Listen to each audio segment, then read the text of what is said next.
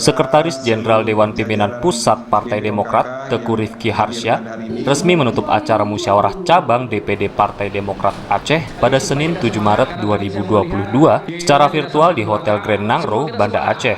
Dalam sambutannya, Rifki menegaskan dinamika dalam sebuah organisasi itu merupakan suatu hal yang lumrah dan apapun yang menjadi keputusan partai setelah tahapan fit and proper test nantinya, tidak ada yang saling menyingkirkan.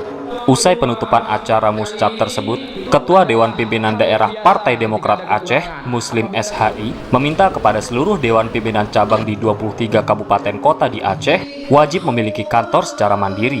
Hal itu dinilai penting untuk fokus kerja partai pada tahun 2024 mendatang.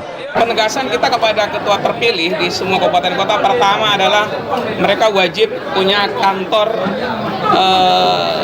DPC yang mandiri, artinya harus mereka miliki sendiri. Kemudian tentu bukan hanya kantor aja perangkatnya.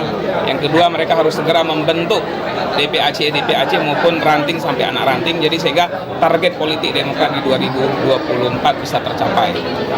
Itu yang kita harapkan ya. Tentu yang kedua, merekrut caleg-caleg potensi. Kenapa kunci kemenangan di partai ada di caleg?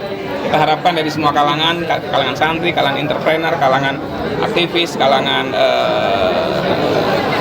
birokrat, kita harapkan ini bisa bergabung ke Demokrat dan insya Allah bisa kita menangkan pemilu di 2024 nanti. Tentu target kita sesuai dengan apa yang telah sampaikan.